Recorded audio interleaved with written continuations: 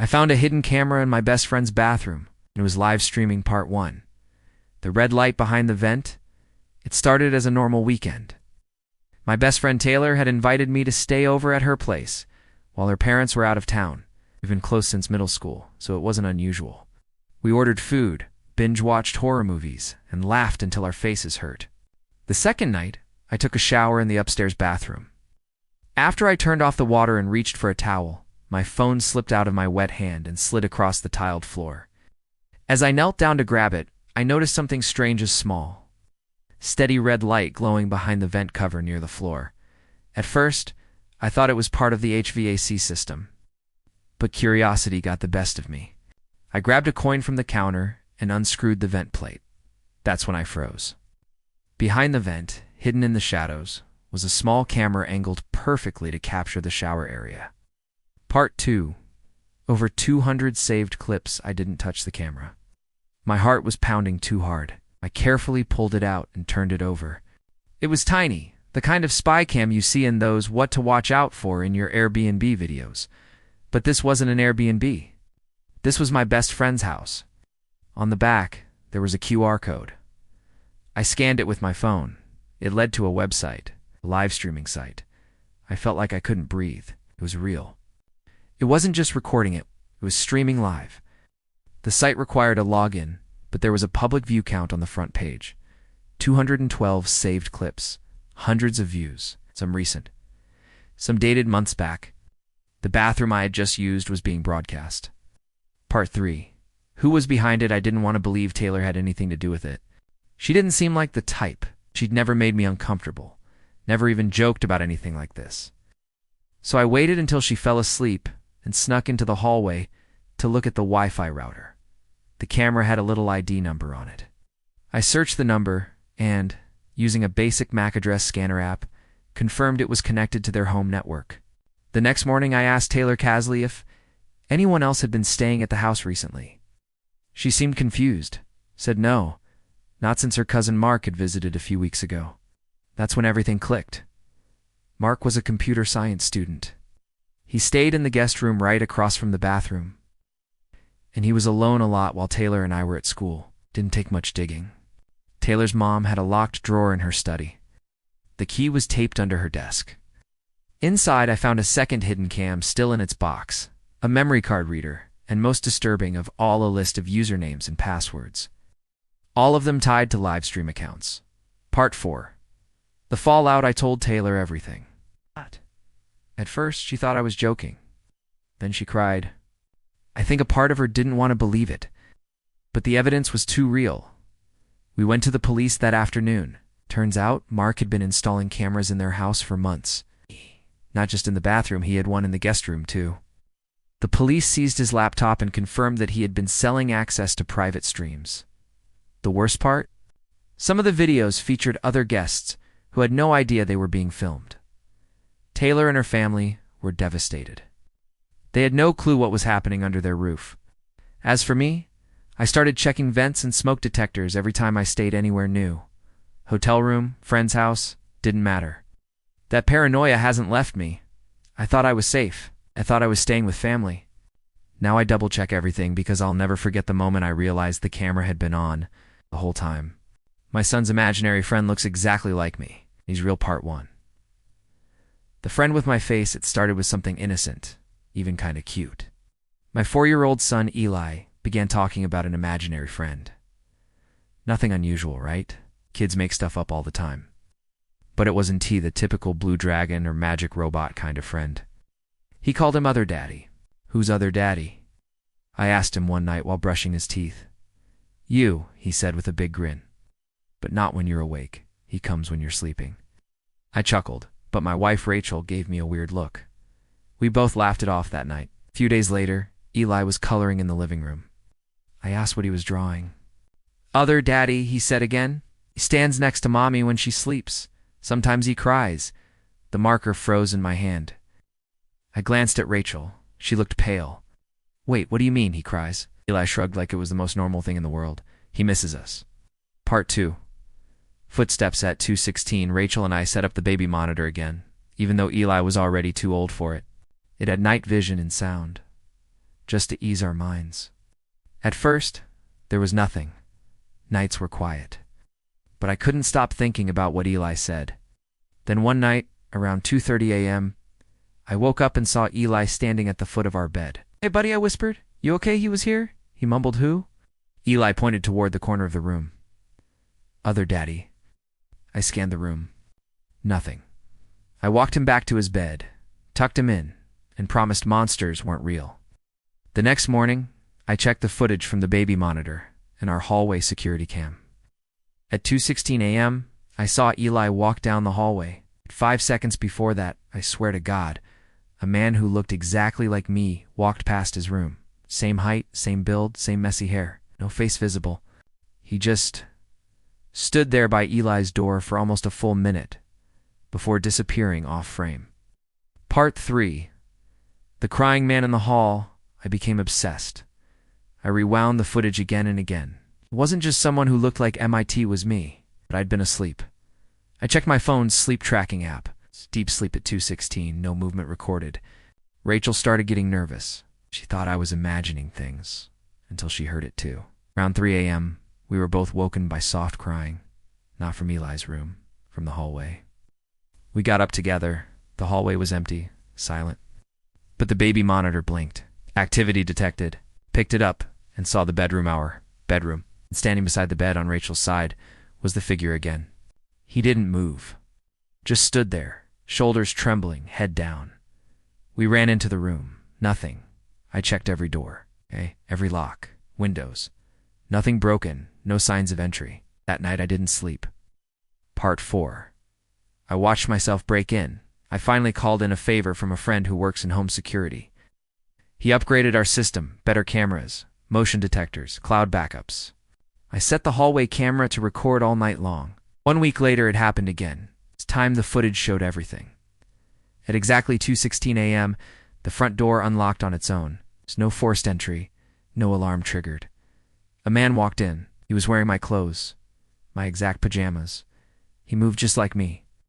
But the way he held his head, it was wrong, like he was ashamed or broken. He walked past the living room, paused to look at a family photo.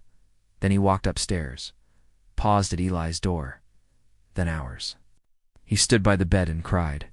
Then at 2:33 a.m., he walked back downstairs and vanished into thin air. Gone. No exit, no open doors. But here's what broke me. Later that day, Eli walked up to me and hugged me tight. "It's okay, Daddy," he said. Other Daddy said goodbye. That night, I checked the system. Every file from that night was gone, deleted, except one single photo, a still frame. Taken at 2:16 a.m., it shows me sleeping in bed. And standing next to me, watching, is a man with my face. But he's older, paler, and his eyes are empty, like someone who's lost everything. My Alexa ordered a baby monitor at 3 a.m. I don't even have a baby part 1, the package. I didn't order. I live alone in a quiet apartment just outside of Seattle. Small. Nothing fancy, 1 bedroom, open kitchen, and my work desk tucked by the window. I keep to myself. No pets, no visitors, no drama. I like it that way. One morning, I opened my door and saw an Amazon box sitting on the doormat. No big deal, except I hadn't ordered anything. I brought it in, tore the tape, and stared at what was inside.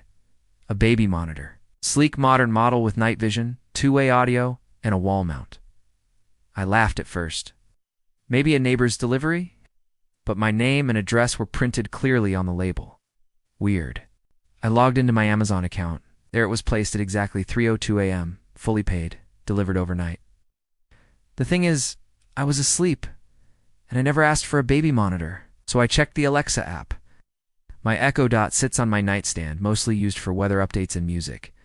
I opened the voice history, and there it was. 3:02 a.m., a command. "Alexa, order the baby monitor we talked about." Chills ran through me. I never said that, and there had never been any we. Part 2. Echoes in the night that night. I barely slept. The thought of my Echo taking orders from someone else made my skin crawl. I didn't want to believe it, but the voice history was clear, so I set up a security cam in my bedroom, just in case. At 2:59 a.m., It turned on. 3 minutes later, exactly 3:02 a.m., the Echo's ring light flicked blue. Alexa. A voice said, low and male. Order the baby monitor we talked about. The camera picked up the sound. The voice didn't match mine. I rewound again and again, hoping it was a glitch. Maybe some weird interference? But then I noticed something in the footage. Just before the voice spoke, the light in the hallway dimmed like someone had walked past the motion sensor, and I swear, the closet door moved, just an inch. Part 3. Who's been living here? I called my landlord the next day. I told him I needed to check something. We opened the walls behind my bedroom closet. The building is old, and sometimes contractors leave weird crawl spaces. What we found stopped my heart cold. Narrow, hidden access tunnel between my apartment and the vacant unit next door. Dusty, filled with cobwebs, but there were signs someone had been in there recently. A crushed water bottle, a candy wrapper, a crumpled piece of paper. I unfolded it. It was a drawing, crayon, on lined paper. A stick figure, a tall one, holding hands with a smaller figure, underneath in a child's handwriting. Daddy and me. I moved out that night. Part 4. The monitor's final message? I tossed the baby monitor in a dumpster behind a gas station. I disabled Alexa, unplugged everything, changed passwords, got a new apartment across town. Top floor, no shared walls. Weeks passed. I slept a little better. Until I got an email from Amazon. Your replacement baby monitor has shipped. I never ordered it. The delivery address was correct. My new address. Under voice command, it read, Alexa, order another. He broke the first one. There was no timestamp. Just one word under user, unknown. The man in the wedding photo who shouldn't exist. Part 1. A perfect day. Almost my sister's wedding was one of those postcard perfect events. Sodom trees turning gold in the background. Oh. White chairs on soft grass. Strings of lights twinkling above the reception. As she married her college sweetheart Dan under a wooden arch covered in roses, while the rest of us cried and cheered. A few weeks later, she got the photos back. We were all at Mom's house when she opened the online album. She scrolled through laughing, pointing, remembering moments, and then she stopped. She zoomed in. Between her and Dan, standing right in the center, was a blurry figure in a black suit. The man's face was pale, unfocused, and his eyes were wide open, as if startled or terrified. Who, ... is that? I asked. My sister shook her head. He wasn't there, I swear. There was nobody between us. We called Dan. He confirmed the same thing. There was nobody next to us during the vows, and definitely not in the photos right after. But in at least 7 pictures, that man always blurred, always wide-eyed stood between them. Part 2. The photographer vanishes. We tried calling the photographer Alyssa James. She was highly rated, professional, and had taken gorgeous shots all day. But her phone went to voicemail. Her website had disappeared. Her Instagram was gone. A week later, my sister got an email. It's just one line. I'm sorry. I deleted everything. I can't unsee it. That was all, nothing else. She'd attached a single file, the raw original of the photo. No edits, no overlays, just pure, untouched, digital proof. We opened it in Photoshop. No glitches. No double exposure. The man was really in the photo. Even in the metadata, he cast a faint shadow. But nobody remembered seeing him in person. We tried looking closer. The man's suit looked old-fashioned, like ... 1950s funeral director old. His shoes were too polished. His tie was too thin. That night I couldn't sleep. I kept thinking about those eyes. He looked trapped. Part 3. The forgotten funeral. I started researching the venue, in a state-turned-event space just outside Richmond, Virginia. It was built in the 1800s and had been a funeral home before being renovated into a wedding venue. One Reddit thread mentioned strange things happening during events there. A woman reported hearing a man whispering her name during her ceremony. Another mentioned seeing someone standing in her wedding video who vanished mid-frame. I called the venue owner and asked if anything weird had happened there. He hesitated. Then, in a low voice, he said, "There was a fire in the 60s. An undertaker was trapped in the embalming room. He died trying to get out. There was no funeral. The body was never removed. We built over it." I didn't know what to say, added, Every few years, someone sees a man in black. Always in photos, never in person. When I told my sister, she broke down crying. That man, he's between me and Dan in all the photos. Like he's trying to stop us. Part 4.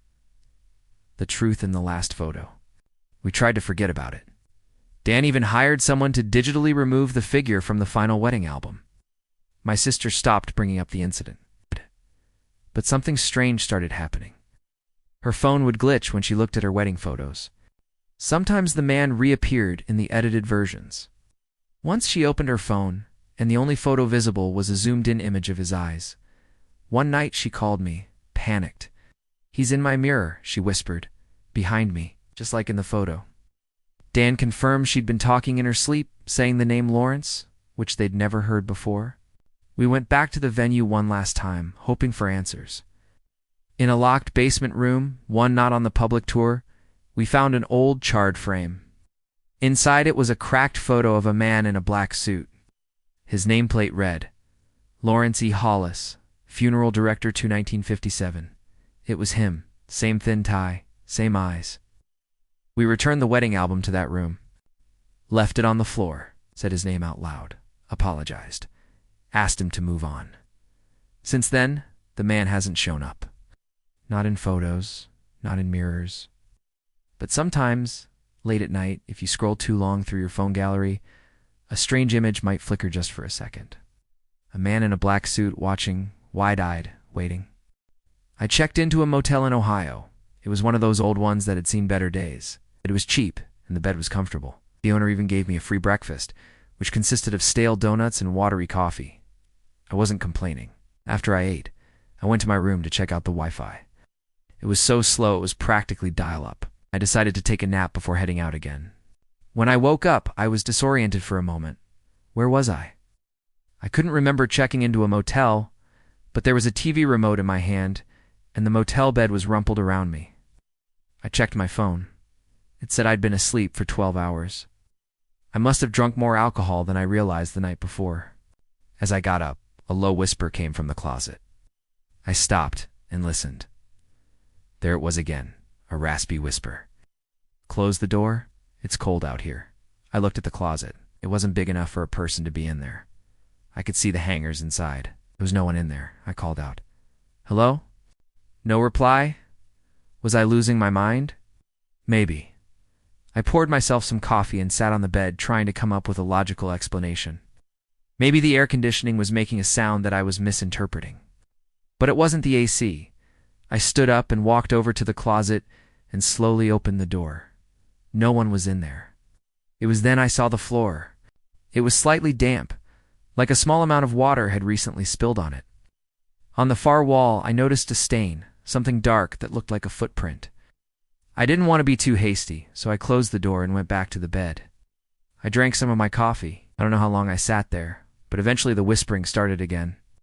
It was coming from the closet. This time it said, "Please close the door. I don't want to be here anymore." I wasn't scared, just confused.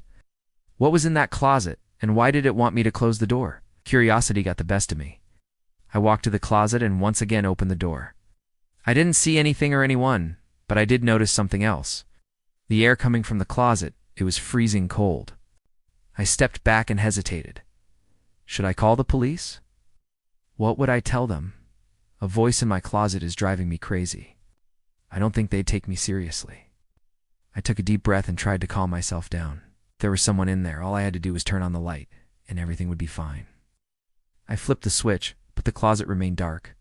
The light bulb was burned out. I pulled out the one from my bedside lamp and screwed it in. The room was instantly filled with light. Still nothing. I called out, "Hello? Is anyone in there?" I didn't get a reply, but I did hear a loud bang followed by heavy footsteps in the room next door. I must have imagined that. Still, I didn't like the idea of being alone in that room. I grabbed my things and headed out. As I passed the front desk, I asked the owner if the room next door had been vacated. He looked at me strangely. Vacated? No, that room hasn't been used in over 30 years. Perplexed, I paid for my room and left. The whole drive home, I kept replaying the experience in my head. What was in that closet? And why did it want me to close the door? I never found out. To this day, I can still hear the voice when I close my eyes. It says, "Please close the door. Please close the door." Maybe someday I'll find out what it meant. Or maybe it's better that some doors are left unopened. That's 1 minute. See you next time. Welcome to my channel. This is the creepiest thing that's ever happened to me. I've never posted anything like this before, but I woke up last night at 3 a.m. to my phone.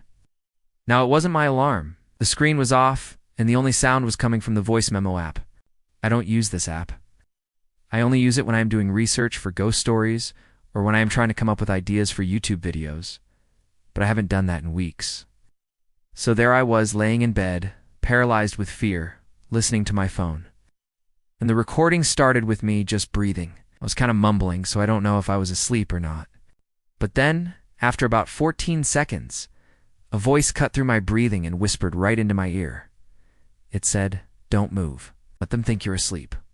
My blood ran cold. I mean, seriously, what the hell? Now, I knew it was not my boyfriend because he was sleeping beside me and his name is not even in my contact list.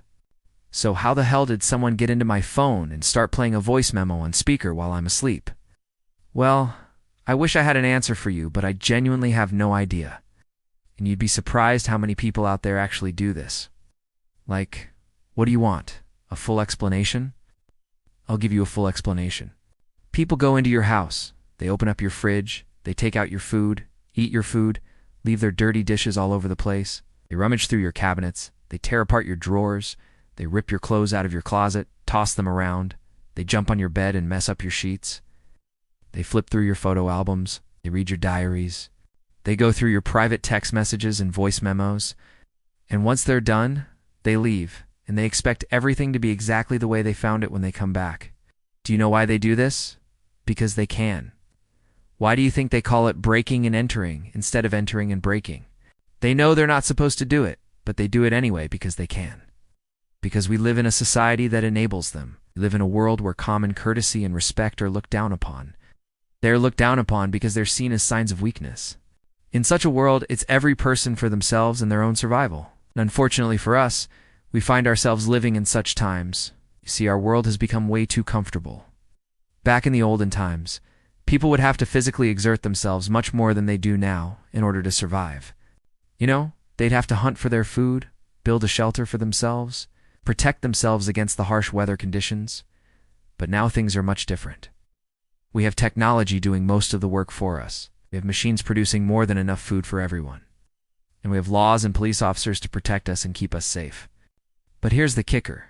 This comfort has caused the degeneration of our empathy and respect for others. Since we don't have to physically exert ourselves anymore, we have free time on our hands, which is great, except we don't know what to do with it. So we end up taking it out on each other because that's the only way we know how to use it. If there was a purpose that required all of our physical and mental energy, we'd have no time to be jerks to each other. But since we don't, we end up taking our frustrations out on each other, which is why you see so much hate, anger, selfishness, and division in the world today. But regardless of what anyone says, this world is still worth saving. There is still so much good in this world, and it's up to us to keep it that way. So make sure to always stay kind, stay empathetic, and above all, stay humble. If you enjoyed this video, then please hit that thumbs up button and share it with a friend. As always, thanks for watching, and see you soon. Welcome to my channel. Today I will be reading from Arno Sleep, so let's jump into it. The guy at my window who looked just like me. One night my roommate screamed. He woke up in our apartment and saw someone looking into my window from the backyard. He took a photo and sent it to me. I couldn't see the face or anything because it was dark outside and the only light was coming from my lamp, which was on. I told him to calm down and that it was probably just a neighbor kid playing around. He still thought it was weird and asked if I wanted him to call the cops. I said no, but he called them anyway. When the cops got there, they checked the backyard and front yard and saw nothing out of place. They even asked the neighbors, but no one had seen anything. The cops said it was probably some kids being dumb and sent them on their way. I was about to go to sleep when my roommate came back from the kitchen holding my doorstop. He had a wild look on his face and asked me if I knew what this was. Confused, I said, "What do you mean? You're the one holding it," he said. "No, you were holding this last night when we went to bed. I remember you putting it under your door because you wanted to keep it open a crack." I looked at him confused, Then I started to freak out. I told him to get away from me, and he should stay away from me. I barricaded myself in my room, turned off all of the lights, pulled the curtains shut, and started watching TV really loudly. I didn't know what was going on, but I knew I hadn't put my doorstop under my door last night. I didn't even own a doorstop. Must have been dreaming. In the morning after, of course, my roommate slept in the living room, I got the nerve to come out of my room. I went to my window and looked into the backyard.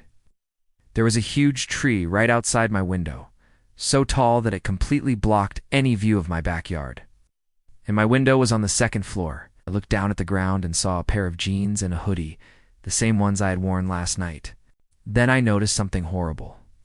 The jeans and hoodie were right underneath my window. I didn't go outside last night. I was home all day yesterday, but those clothes were on my bed when I went to sleep. They weren't there when I woke up.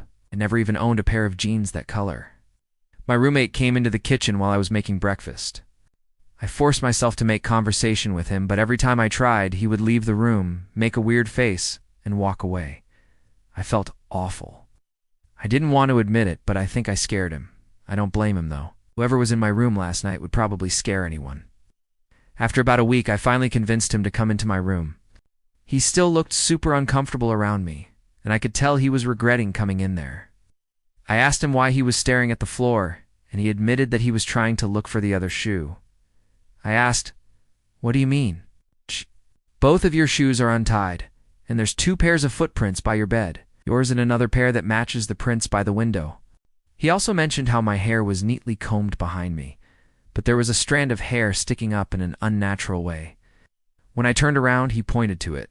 He also said that my comforter was perfectly smooth, but there was a spot where it was creased and pulled slightly upward like someone had been laying on it.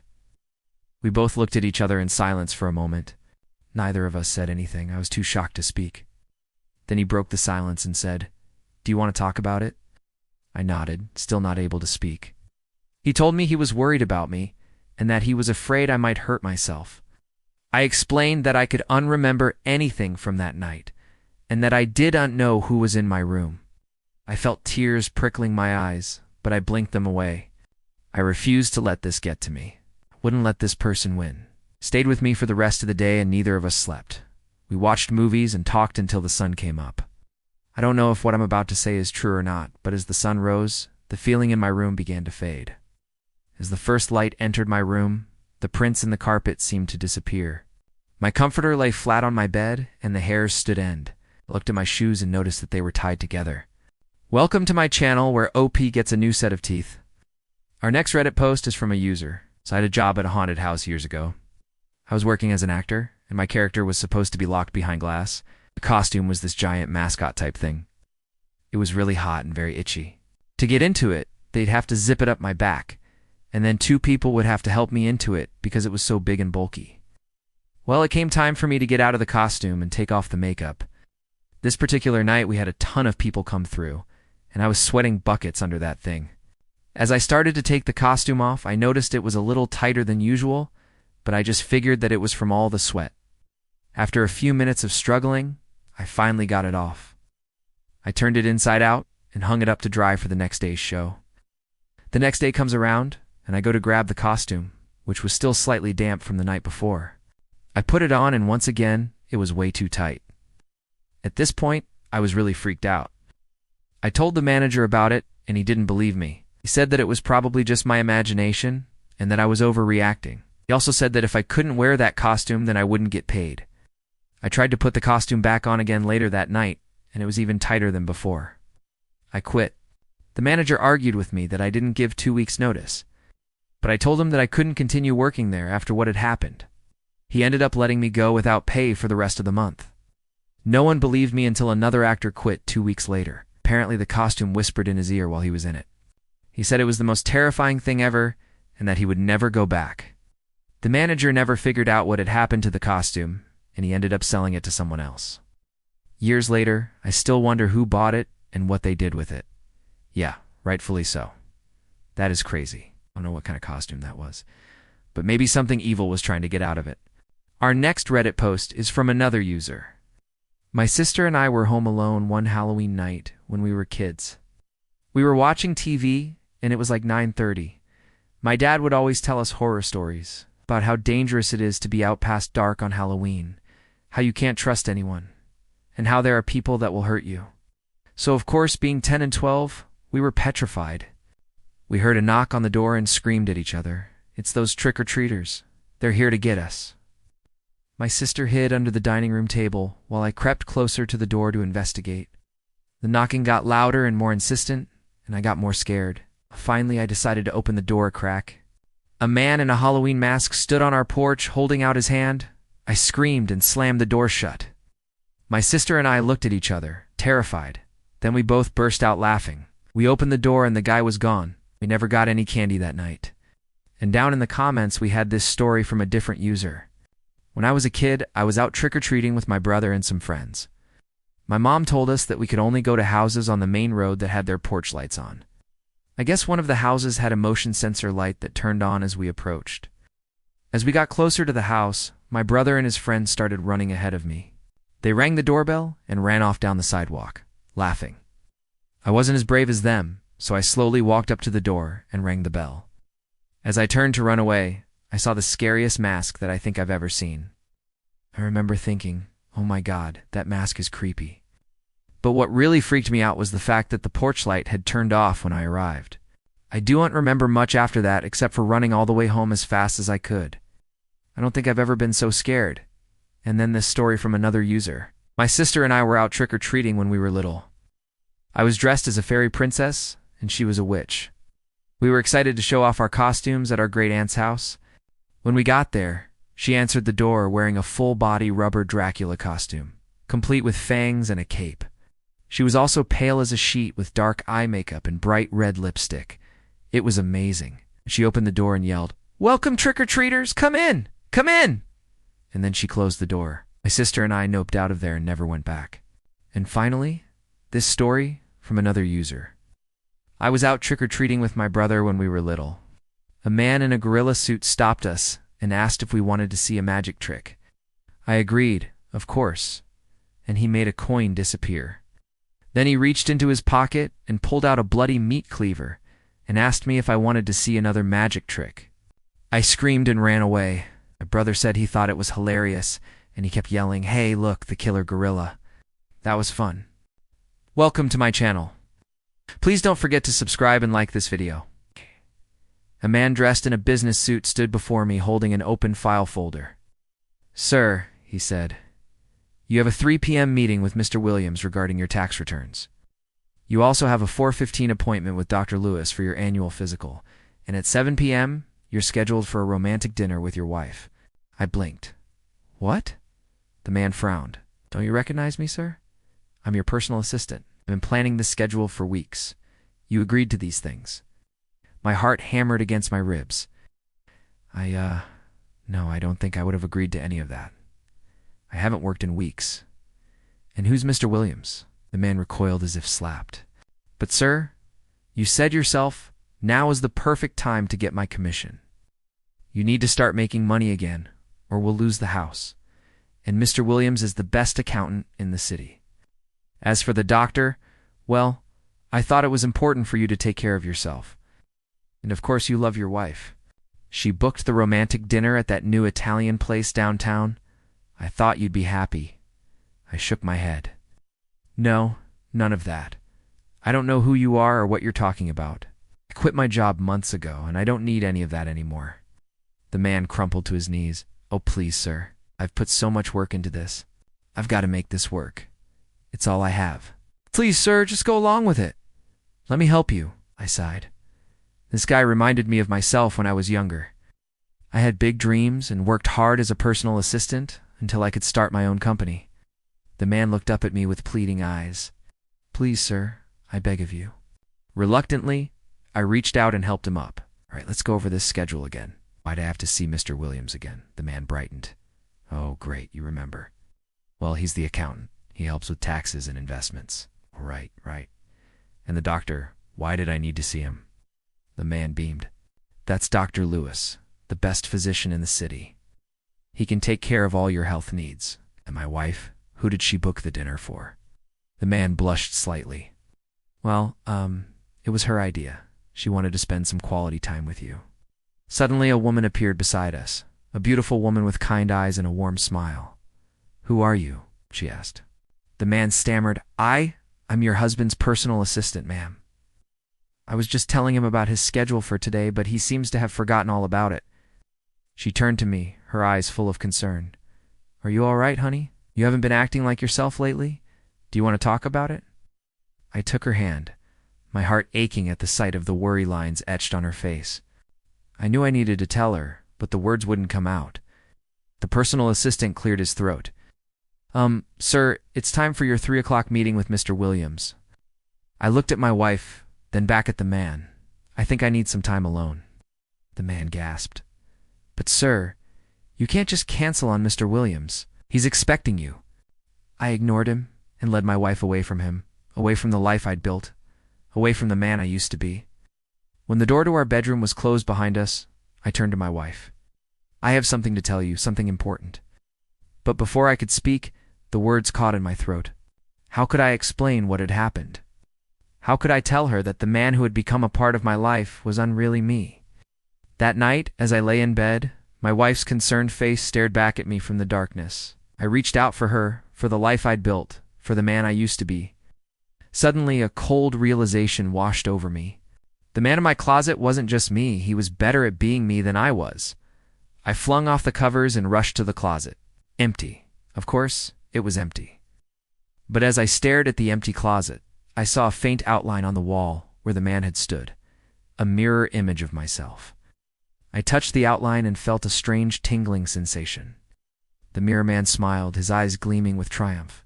"See, you'll always be better at being you than I ever will be," he whispered. Then he stepped through the wall and disappeared. I collapsed onto the floor, defeated. I knew he was right. I was better at being me than he was, but the question was, who was I? Thanks for watching. Please share your thoughts in the comments section, and don't forget to subscribe and like the video. See you next time. Welcome to my channel. Today I will be reading from r/creepy, so let's jump into it. I was watching her sleep, but I wasn't there. This happened about 8 years ago. My wife and I had our first daughter, and we were living in an older home that had been in her family for several generations. It was very normal, and nothing stood out as particularly spooky. It was an old house with modern conveniences. The electrical panel had been updated, but the wiring wasn't. Outlets would randomly spark and the circuit breaker would trip. And sometimes in the middle of the night, the lights would flicker. One evening, my wife and I were getting ready for bed. We had just finished up feeding our daughter and were going through our nighttime routine. As my wife was getting ready, she went over to check on the live stream from the baby monitor. We had an app on our phones so that we could watch her while we were getting ready. She noticed a man standing in the corner of the nursery watching our sleeping daughter. She thought it was odd, but assumed that it was just a glitch. Baby monitors aren't perfect, and sometimes things like this happen. She told me about it, and I thought it was pretty funny. We started to question if it was a glitch, or if there was actually someone in the room with us. Every time one of us went to check the camera, there he was. I tried talking to him. I tried making silly faces. I even tried singing to him, but he never responded. He just kept standing there, unmoving, staring straight ahead. After a couple of minutes of this, we left the room, decided to go about our nightly routine, pretending that none of this was happening. Maybe if we ignored it, it would go away. Well, after about 15 minutes of brushing our teeth and getting ready for bed, we heard our daughter start to cry. We both ran into her room and found the crib empty.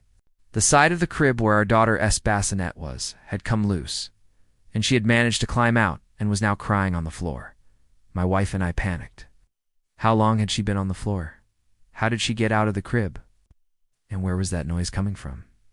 Then we remembered the monitor. We looked at each other and started running towards the nursery. When we got there, the monitor showed the empty crib.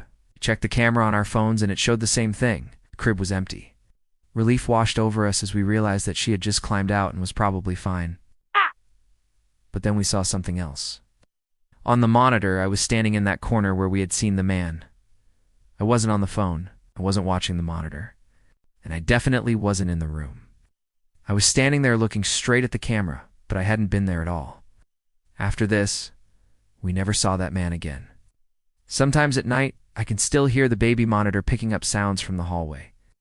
Sometimes when I'm getting ready in the morning, I'll see the reflection of a man in the window. But when I turn around, there's no one there. There's no one but us in the house.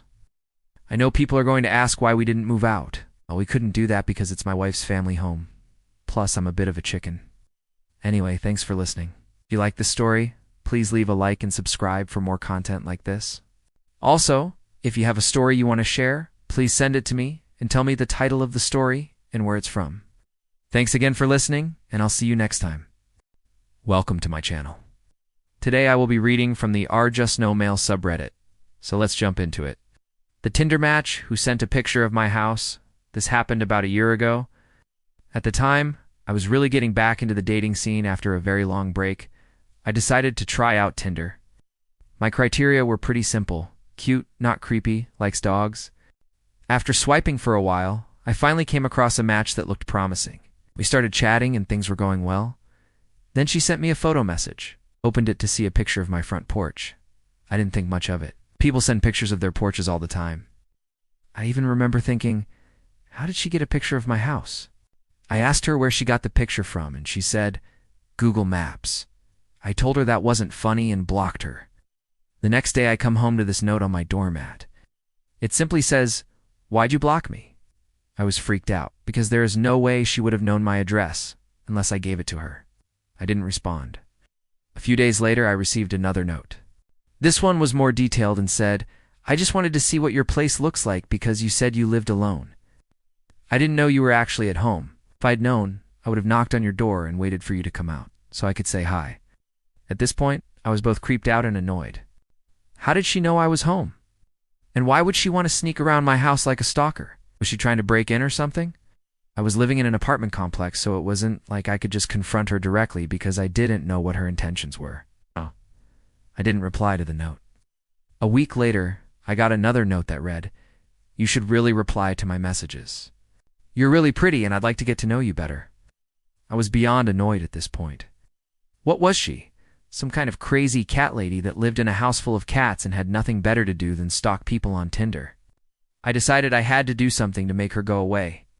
I wrote a note that said, leave me alone, and put it on my door. I felt a sense of relief knowing that I finally stood up for myself and made it clear that she needed to back off. Little did I know that this was just the beginning. Over the next few weeks, the notes became more frequent and more disturbing. Why won't you talk to me? I just want to cuddle. I can make you happy. These notes were clearly written by someone who was mentally unstable and obsessed with me. I was scared, confused, and disgusted. I couldn't understand why this woman was so determined to invade my privacy and make me feel uncomfortable. All I knew was that I had to get away from her and fast. I moved out of that apartment as soon as my lease was up, and I haven't looked back since. I'm still creeped out when I think about how close I came to a stalker situation. To this day, I wonder what would have happened if I hadn't blocked her on Tinder. Would she have shown up at my new place? Would she have done something crazy? The thought of it all gives me shivers. But I'm also grateful that I listened to my gut and blocked her when I did. It may have saved me from a nightmare scenario. That was our story. And if you like this content, check out my other videos. I put out new Reddit videos every single day, so there's always fresh content for you to look forward to. And if you like this video, please leave a like and subscribe. It really helps my channel grow, and I appreciate all the support I can get. Thank you for watching, and I'll see you in the next one. She's always out late, wearing white, dragging her feet, and walking backward down the street. Every night at 3:33 a.m., I'd see her from my window pacing back and forth like a ghost. I tried to ignore it, but after 3 weeks, I finally worked up the courage to ask her why. You seem nice, I said. Why do you walk backwards? She stopped, turned around, and stared at me for a long time. Because he's following me, she whispered, and he hates when I look at him. She went back to her slow, strange walk. I thought maybe she's just some weirdo, you know? One of those people who just do things for the heck of it. But then again, what does that even mean? Do things for the heck of it. Some people do that, other people don't. Clearly, this woman was really struggling. I had to help her, so I did the only logical thing I could think of. I called the police. They came and they knocked on her door. She didn't answer. They knocked again, louder. Still nothing. The police tried to bust down the door, but it was no use. It was one of those fancy apartment doors with the security cameras and the intercom system built in. You know, the kind where if you try to break in, it just won't let you. I felt bad for the cops because they were all sweaty and out of breath by the time they finally got a hold of her. When they finally got her out of that apartment, she was wearing a white nightgown, and she had these white slippers on her feet. She looked very old, and when she stepped outside, she was immediately like, "What is going on? Why did you do that?" The cop explained that we were worried about her because she walks backwards. "I do not walk backwards," she says. "That's ridiculous." Then she looked down at her feet, and she screamed, "Oh God, he's following me. He's following me." The cop put his hand on her shoulder. "Ma'am, I want you to calm down and tell me exactly what's going on here." She turned around and she looked at him dead in the eyes. "Are you him?" she said. "Are you the one?" "The one what?" she screamed. "The one who's been following me, taking my clothes, stealing my shoes. Are you the one?" At that moment, the officer noticed something. We both did. Her feet were facing forward, not backward. The officer must have realized how embarrassed she probably felt in that moment, because he quickly changed his tone. "Okay, ma'am, let's take things one step at a time. Tell me your name." "It's Helen," she says. "My name is Helen." Then she turned to me and she said, "You can call me crazy, but this man has been following me my whole life. First he took my parents, now he's after me." She looked terrified, so I tried to comfort her. "Helen, whatever this guy did, it's in the past now. You're safe. You're safe now." "No, I'm not," she whispered. "He's getting closer. You can't help me. Nobody can." Suddenly, she started screaming. She started walking backwards fast, like really fast. She was practically running in those slippers. "He's here," she cried. "He's here." She ran past us and she disappeared around the corner. The cops and I stood there watching her go, and I remember thinking maybe she's right. Maybe there is someone following her. Maybe she's not crazy. But of course, that couldn't be further from the truth because the next day, I saw the news. They found Helen dead in her apartment. Apparently she died in her sleep. But when the cops entered her apartment, they found this note lying on her pillow. It read, "Thank you for saving me." Now, I'll be honest, I've been having some pretty wild dreams lately. Dreams that feel so real, it's hard to tell the difference. Like last night, for example, I dreamt that I was in an airport, you know? It's a kind of dream where you're running through the airport to catch a flight, but you're not actually running anywhere. And I was late. And the craziest part is, I wasn't even flying alone. There was a second person with me. In the entire dream, I kept trying to get them to look at me, but they never did. They just kept staring off into the distance, and it felt like they knew something that I didn't. Missing brother texted me from my own number. "Hi, I'm here." This happened about 5 years ago. I was really close to my older brother. We were more like twins than siblings. We did everything together, so when he disappeared, I was devastated. The police never found any leads, and it seemed like everyone had given up hope of ever finding him except me. I kept his room exactly how it was, made sure his favorite TV show was always playing on his TV, and I kept his side of the bed warm with a hot water bottle every night. I never gave up hope that he would come back. One day I was going through some old boxes in the garage when I came across an old flip phone I used to have. I unlocked it and saw that there was one new message. It read, "Still cold down here," followed by a winky face emoji. Below that was a picture of a basement wall with the word "still" carved into it. The strange thing was the writing looked exactly like my brother's handwriting, but that wasn't possible. His phone had been off for 5 years. The last place he was seen was on security footage at our local grocery store, and before that, he was at our home. I immediately called the police, and they took the phone and the picture to see if they could get a match on the writing or maybe find some fingerprints. They said they'd call me if they found anything, but I knew it was a long shot. I didn't hear from them for 2 days. I was just about to give up hope that they'd found anything when my phone lit up. It was the police. They told me they had a lead on the handwriting in the picture and wanted to bring me down to the station to take a look at something. When I arrived, they showed me a piece of paper with a few sentences written on it. "Still cold down here, huh? Wonder if anyone cares," it read. Below, that was another drawing of the wall with the words "still" in my brother's handwriting. On the back, I saw the date, and it read "today's date." At first, I thought this was a sick joke, but then I realized what it meant. I'd found my brother. They had his phone and were texting me from his number. I asked the police if I could have the phone, but they wouldn't let me.